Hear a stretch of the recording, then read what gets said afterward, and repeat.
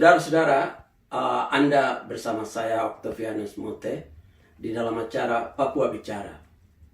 Di dalam edisi pertama ini, kita akan bicarakan tentang pengadilan pemerintah kolonial Indonesia terhadap para pejuang bangsa Papua Barat. Kita pahami dalam akhir tahun yang lalu terjadi gerakan perlawanan dari bangsa Indonesia, bangsa Papua pada Indonesia, di mana banyak sekali tahanan politik, ada kurang lebih 90 orang yang saat ini ditahan. Dan di dalam minggu ini kita menyaksikan minggu-minggu awal dari bulan Januari ini, pengadilan sudah digelar di Jakarta, kemudian di Kalimantan dan di Papua. Ini adalah kesempatan yang baik untuk menyaksikan sebuah pengadilan politik dari sebuah pemerintahan kolonial terhadap daerah yang dijajah. Apa buktinya sehingga saya kategorikan pengadilan yang sedang berjalan ini pengadilan kolonial? Kita lihat misalnya di Jayapura, di mana BAP yang disusun itu adalah rekayasa di bawah tekanan, sehingga ketika para tim pembela lawyer membuktikan itu, akhirnya BAP itu dicabut. Polisi mengakui dan karena yang ditarget adalah orang yang sama sekali tidak ada kaitannya, ataupun diciptakan atau dicari kasus yang lain sehingga orang itu ditangkap. Di dalam pengadilan di Jayapura misalnya, ketika Philip Karma memberikan kesaksian tentang terlibatnya ketua LMA Jayapura yang ikut memimpin menyerang orang-orang Papua, mengusir orang Papua dari gunung, dari wilayah Jayapura, orang ini tidak pernah dimasukkan di dalam BAP. Oleh karena itu, maka pelaku daripada kejahatan yang melakukan pembakaran tidak disidangkan. Yang disidangkan adalah anak-anak aktivis yang memang sudah ditarget.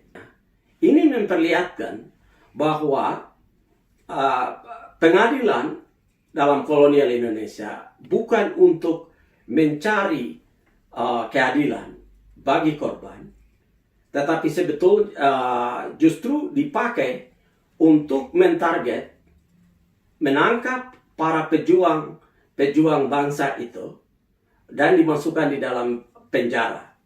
Dan itu yang persis terjadi terhadap Bukhtar, terhadap Basoka Logo, Agus Kosai, dan semua pejuang-pejuang yang lain ini yang tidak ada kaitannya di dalam gerak ini, itu oleh pemerintah kolonial ditangkap.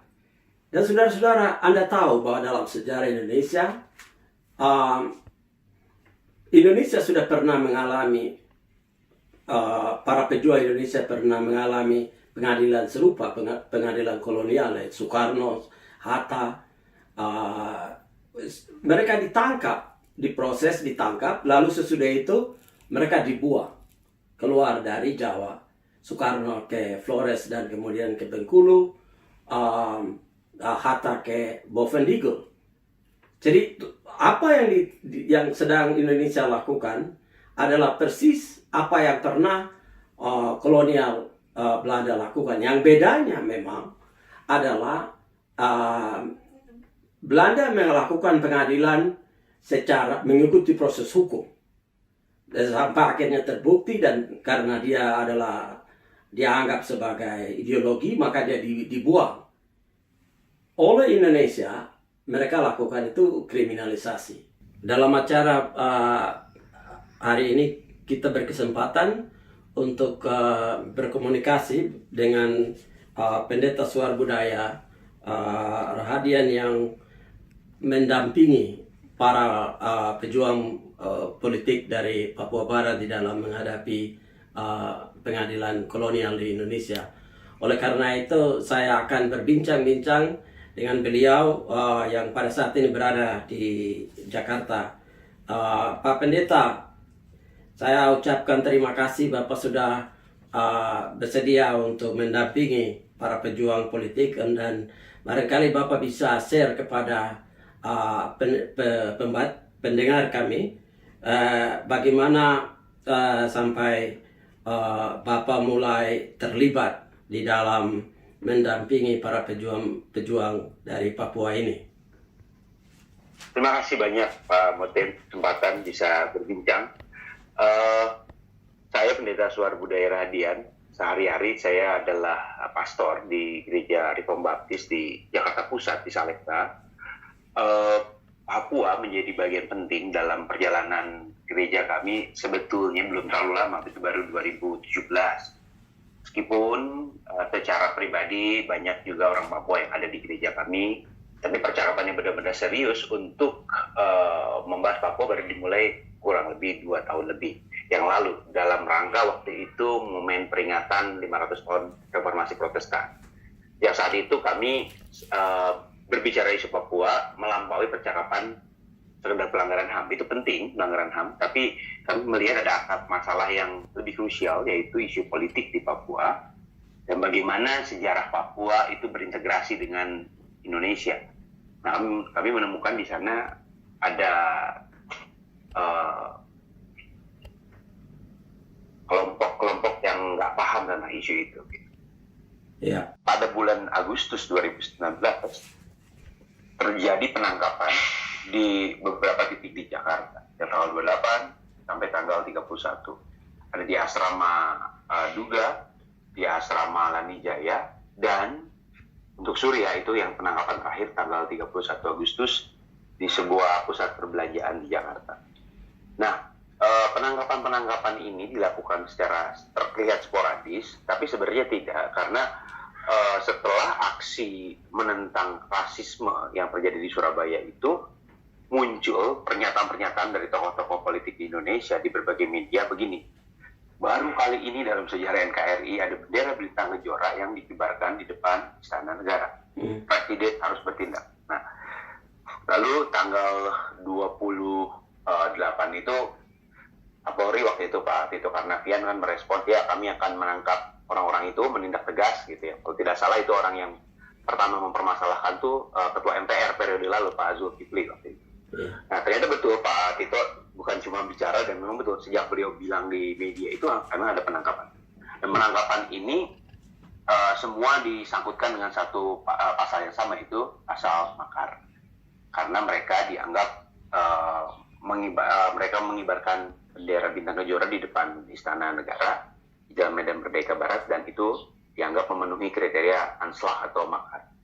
Nah, orang-orang yang ditangkap ini, khususnya Surya, itu menghubungi saya secara pribadi pada waktu itu, keluarganya, untuk bagaimana nih proses ini harus kita hadapi, karena mereka sama sekali tidak menyangka bahwa aksi demonstrasi yang damai ini akan disangkut pautkan dengan pasal makar.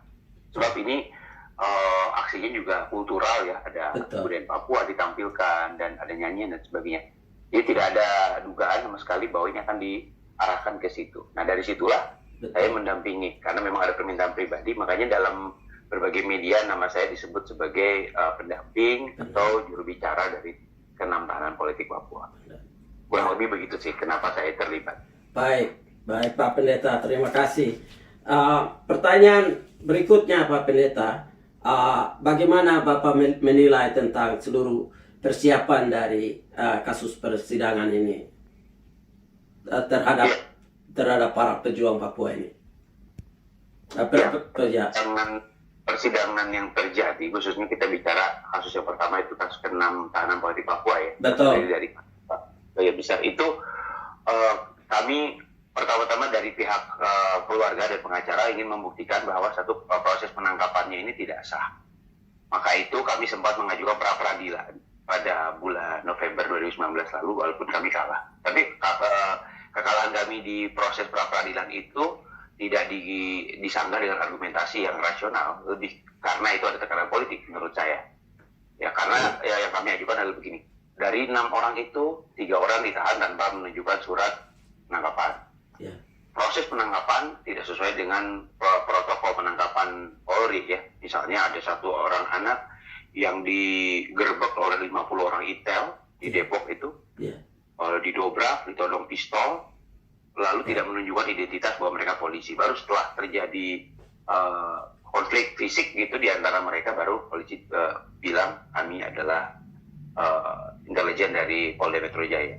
Nah itu kan memang menyalahi aturan. Sudah itu ada juga tindakan-tindakan rasisme yang dilakukan. Itu untuk penangkapan di tempat di asrama Duga waktu itu. Dia perempuan, dua orang perempuan yang ditangkap. Itu diseret keluar dari kamar mandi sebelum mereka sempat berpakaian. Lalu salah seorang polwan mengatakan, kamu orang Papua memang tidak biasa pakai baju, jadi ikut saja kami dengan polisi dengan apa yang ada.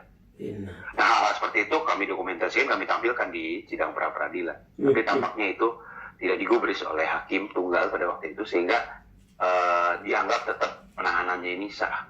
Itu sebabnya kami langsung beralih ke sidang pokok perkara yang sudah berlangsung di sidang yang ke-5 besok.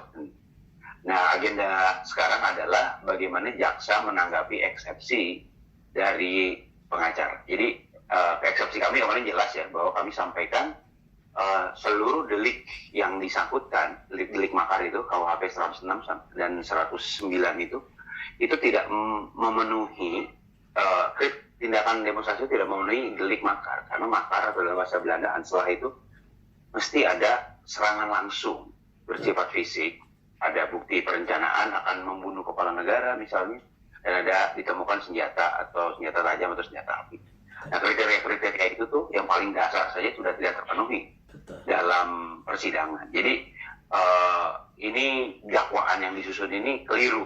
Secara teoretik pun keliru. Jadi bukan sekedar tidak bisa membuktikan, tapi secara logis dan teoritis hukum ini keliru. Itu yang kami eksepsikan kemarin. Nah, kami besok akan menunggu tanggapan jaksa. Bagaimana jaksa merespons eksepsi kami. Nah, berikutnya lagi, mungkin media juga sudah santer memberitakan bagaimana ke-6 orang kawan-kawan kami ini juga tampil dengan, beberapa dari mereka ya, tampil dengan pakaian adat Papua. 2 orang diantaranya menggunakan koteka. Nah, itu sempat jadi problem karena dianggap melanggar kesusilaan, norma-norma kesusilaan di ruang sidang. Itu yang kami sangat permasalahkan. Makanya ada rencana besok Senin tanggal 20 Januari ini kami akan tetap memakai pakaian itu, teman-teman, dan akan bernegosiasi dengan hakim supaya hakim bisa memberi izin teman-teman menggunakan pakaian adat Papua. Jadi kurang lebih persiapannya sampai di situ untuk yang ke-6 poin ini. Terima kasih Pak Pendeta.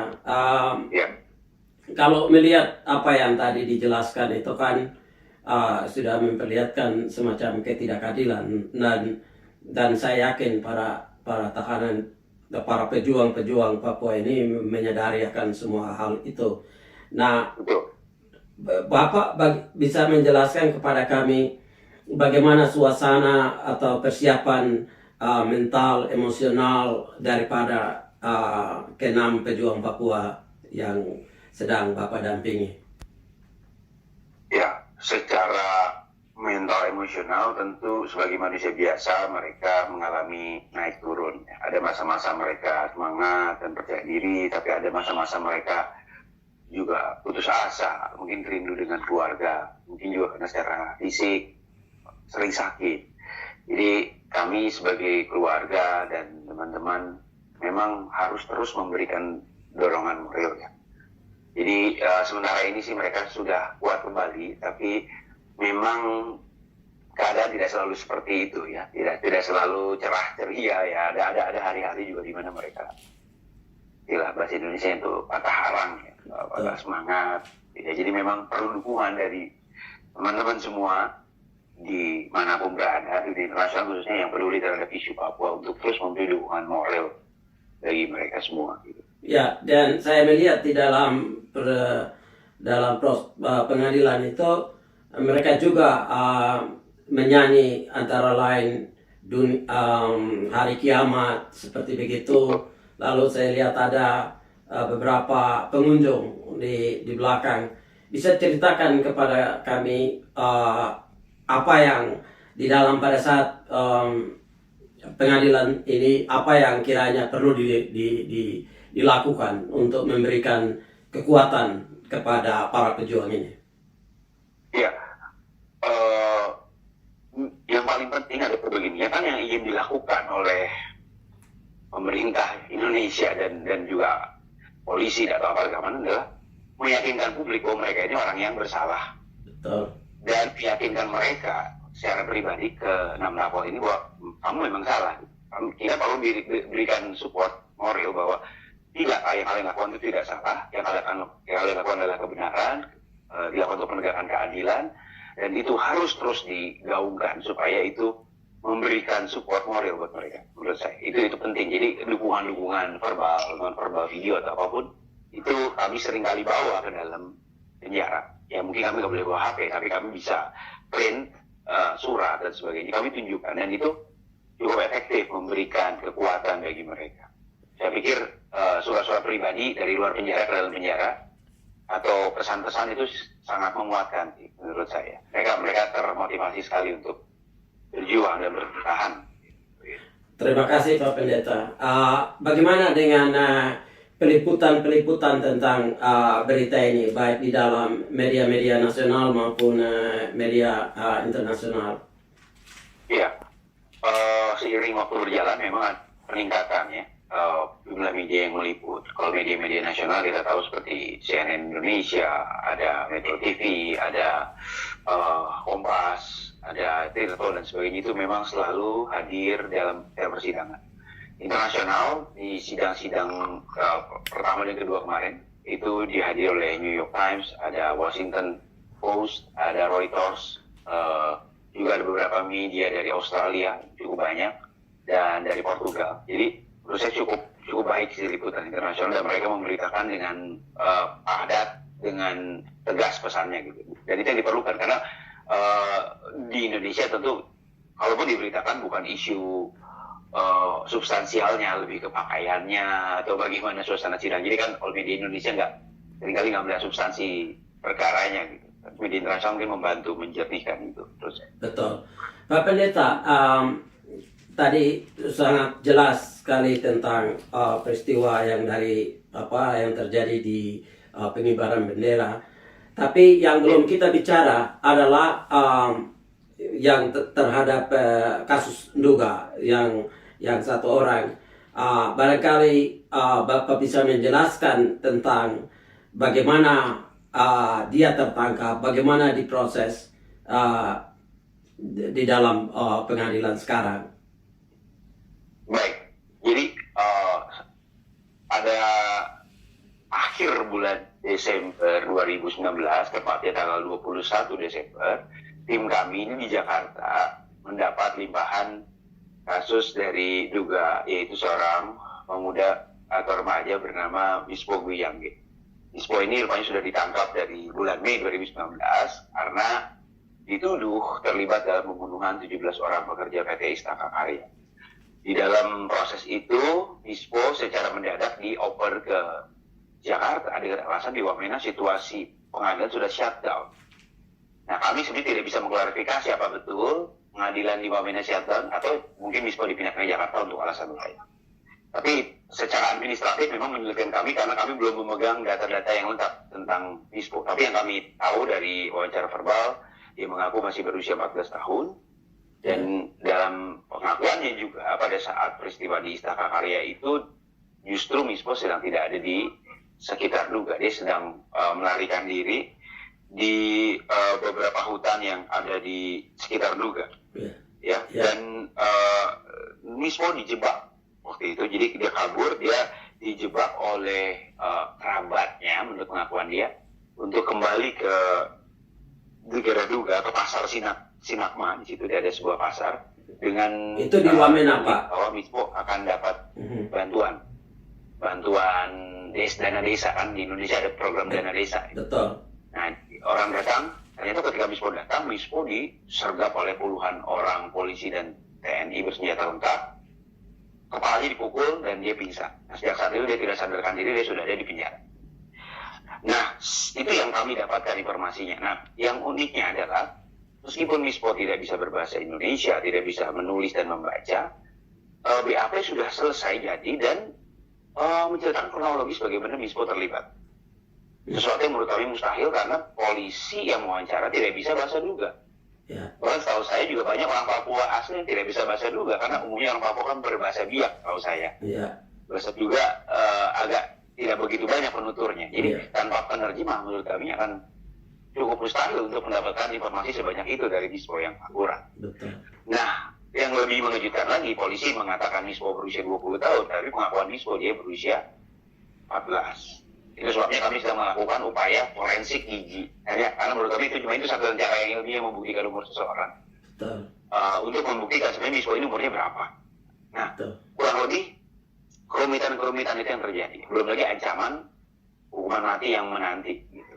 Jadi, itu, nah yang paling penting, ini yang unik kasus Mispo. Kasus Mispo ini tidak seperti kasus ke-6 tahanan politik lain yang relatif bisa mudah diakses oleh media. Iya. Kasus Mispo ini masih sulit diakses, padahal kasusnya sejak dari tahun lalu kan. Betul. Bahkan ketika sudah tiba di Jakarta pun wartawan hadir tapi tidak bisa banyak, hakim pun melarang melakukan rekaman video streaming. Itu agak berbeda dengan kasus Surya. Kalau di Facebook saya kan saya selalu streamingkan pengadilan itu, tapi untuk kasus Mispo itu tidak boleh.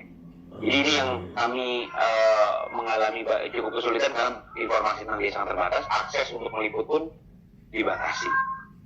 Seperti itu. Apakah di dalam proses pengadilan itu juga didampingi oleh penterjemah yang bahasa Duga? Iya, kami akhirnya meminta salah satu keluarga Tapol yang 6 ini, jadi ada Alina Lopebere, itu punya adik, itu yang diajukan sebagai penerjemah. Karena yang kami kenal cuma beliau yang bisa menerjemah. Jadi akhirnya ada. Dan satu orang lagi laki-laki yang baru datang juga yang akan menerjemahkan. Seperti itu. Jadi satu hal tadi pendeta katakan bahwa pada saat peristiwa terjadi, Mispo tidak ada di tempat itu. Itu pengakuannya Mispo tidak di tempat itu. Itu yang paling penting, dia tidak hadir, dia tidak tahu. Dan ini yang luar biasa Pak, dalam dakwaan ini kan berlapis.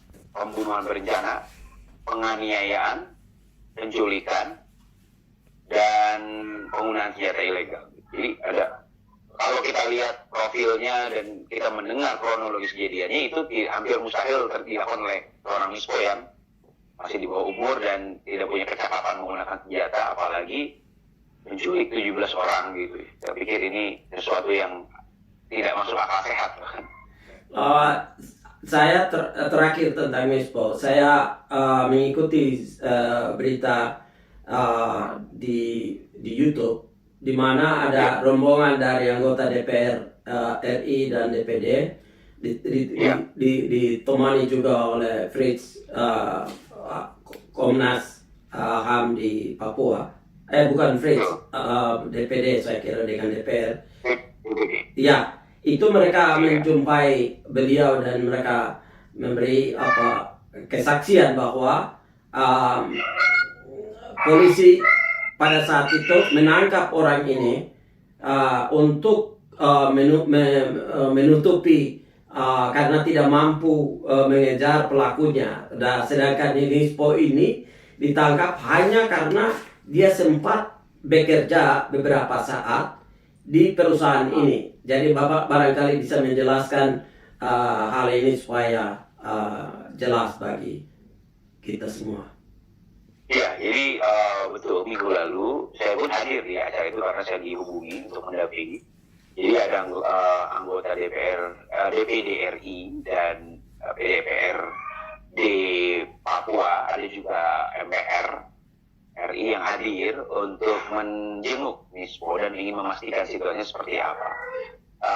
Saya pikir percakapan kemarin itu cukup baik karena paling tidak ada klarifikasi dari pihak kami, dari pihak korban tentang apa yang terjadi. Karena selama ini kan masyarakat juga pemerintah tahunya cuma dari media arus utama gitu. Jadi paling tidak ada bahan yang bisa mereka pertimbangkan. Lalu kami sampaikan bahwa bapak-bapak memang peduli terhadap isu Papua, terhadap isu Duga khususnya, hal-hal seperti ini, hal konkret yang bisa bapak-bapak suarakan, bahwa ada proses-proses yang keliru dan meskipun legislatif gitu ya, tidak bisa mencampuri urusan yudikatif, tapi paling tidak secara pesan bisa ada tekanan politik keluar bahwa ini kasus harus diinvestigasi lebih mendalam, ada proses-proses yang harus dirunut kembali, nggak bisa dibiarkan karena ini tidak main-main ancamannya hukuman mati.